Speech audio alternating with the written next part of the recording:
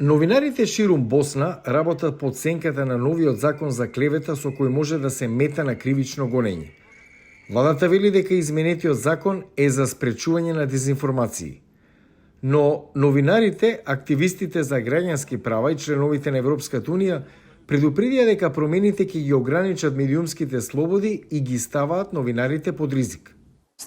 Создаден е амбиент каде што новинарите се криминалци, дека ја лажат и дезинформираат јавноста, дека не треба да им се верува и дека е дозволено понекогаш да се напаѓаат. Во регионалниот парламент на Република Српска, членовите на опозицијата исто така ги критикуваа промените.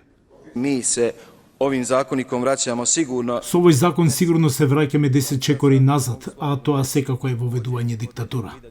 Борка Рудич, председателка на Новинарската асоциација, вели дека во делови од Босна веќе е тешко да се работи како новинар. Република Српска. Српска станува или веќе е темна дупка кога станува збор за слободата на изразување и слободата на мислењето. Но председателот на регионалната влада ја отфрли загриженоста. Ова не е насочено кон гаснење на медиумските слободи, слободата на говор, медиумите, туку против злонамерените шпекулации за злоупотреба на јавниот простор и медиумите. До усвојувањето на регионалниот закон во јули, клеветата беше граѓанско прашање. Но сега новинарите ризикуваат казни до $3200 и правни акти со што би можеле да го отежнат следењето на чувствителните стории. Александар Жолја е дел од граѓанското собрание на Хелсиншки, невладина организација која се залага за посилно граѓанско општество.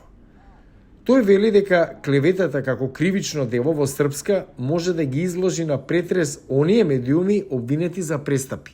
Кривични постапак е другачи. Кривичната постапка се разликува од прекршочната постапка. Тие буквално може да дојдат во редакциите, да не ги земат телефоните, компјутерите, да добијат пристап до контакти, дописи на новинари. Овие податоци треба да бидат заштитени. Атила Монк од Комитетот за заштита на новинарите вели дека законите за клевета што ги таргетираат новинарите немаат место во демократијата.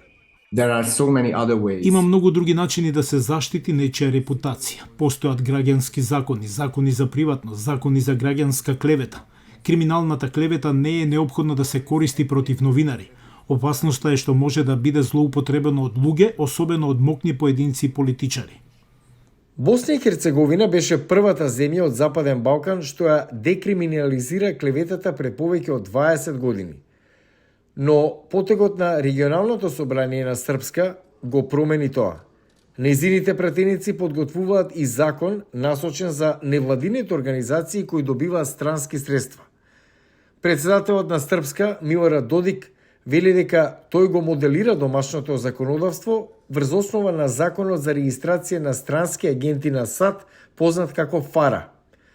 Но експертите предупредуваат дека тоа е поблиску до одговорот на Русија за ФАРА, кој беше искористен за замолчување на критичарите.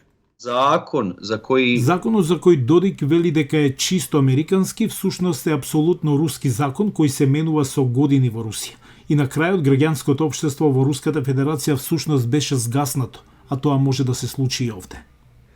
Ова е четврти пат регионалната влада да се обиде да усвои закон за странски агенти. Другите обиди беа отфрлени поради притисок на јавноста.